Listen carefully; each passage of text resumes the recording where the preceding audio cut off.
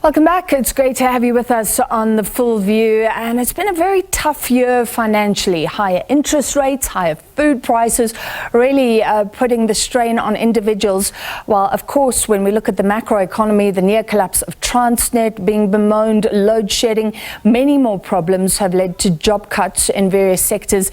Very bad news coming out of the mining sector of late. So shortly we'll speak to political economist Mondi, Dr. Mondi, who we chat to often, and his message is don't splurge because there is hope on the horizon. So remember, there is expectations that interest rates will come down in the United States next year, and we generally follow the US interest rates eventually after a very long time of high interest rates expected to come down in South Africa. So that will be something of a relief, and every now and then we get good news such as the petrol price coming down for December, but still he's saying don't count too much on the good news. It could take a while. Let's see if he's with us. Dr. Lumkile Mondi, are you with me? Good evening. How are you? Great to have you with us. So your message is don't splurge. I mean, can't we splurge a little bit, Doctor? Why not? What do you want to do? Can you hear me? I'm saying, can't we splurge a little bit? You're saying don't splurge at all. Come back again. Sorry, I've got an echo on my side. Excuse me. All right, we'll try and fix that. Doctor, what is your message about what we should do this festive season, given the economic climate that we're in?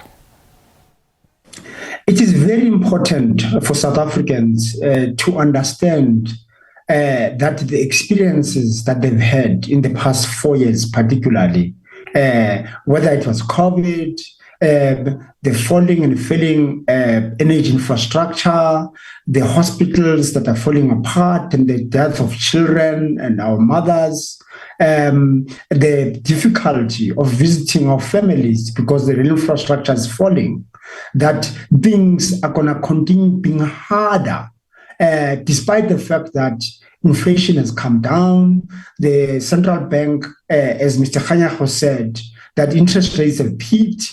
However, it doesn't mean that the interest rate cuts that are coming, we're expecting about 2.5% interest rate cuts in 2024. It doesn't mean that with that information that South Africans should go on a Christmas bonanza and spend money. It means that we need to protect what we have, because not only is there uncertainty at home in South Africa, but also globally, there is so much going on. Therefore, we're encouraging South Africans to really protect, save, tighten their belt, because harder times are coming. We ain't seen nothing yet.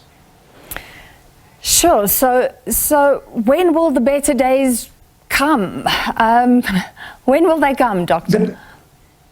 The better days will come in when the war ends, that the world becomes a multipolar world, with the America and the Europe on one side in the so-called North American Trade Organization, with Russia on its own, China on its own, as serious powers in the world, trying to buy favors with the emerging markets. So basically what we're going to see is that Asia, Africa, Latin America are going to have an opportunity of playing these three powerful countries against each other to extract benefit for the benefit of people in Asia, Africa, as well as Latin America.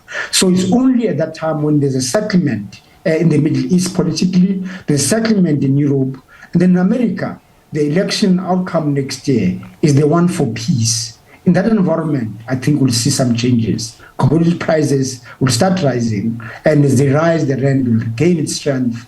And hopefully, South Africa will use that opportunity to reinvest on its infrastructure and deal decisively with corruption by strengthening the National Prosecuting Authority and other agencies so that we bring back our country away from grey listing and we attract foreign investors back to our country to create opportunities whilst they make money for themselves.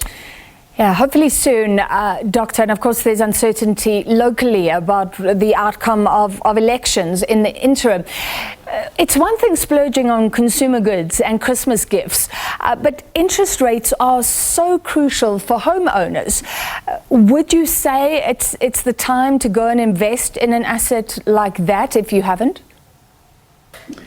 Not really, because remember that many of us, I live in Johannesburg, and there is excess supply of stock, whether it's rental stock or is property to buy.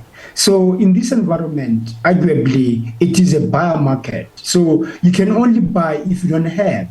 If you do have and you want to move, the risk is that you may not get a good price for what you have anyway, because people's pockets are very, very tight. So on the mortgage as well as the housing and rental space in general, I think things are still going to be tougher for a longer time. Remember that many of our environments also face the real challenges around power, around roads, around crime. So really, until you get to the bottom of these basic challenges, it becomes very difficult to have an asset, given that that asset might be threatened by falling and failing infrastructure and rising crime. So if you don't have a house now, I'll say, you know what, sit and wait until there's certainty on the rule of law, on infrastructure investment, so that your asset is guaranteed that it will be protected, because the government is capable and can do the right things that needs to do, that when there's breaking down of law, they act accordingly, which they don't do at the moment. All right, thank you very much, Dr. Lumkile Mondi, Wits political economist. Be careful this Christmas, things could get worse, is the pretty bleak warning. I'm just a messenger, but be careful. Of course, January always comes talking about property as well.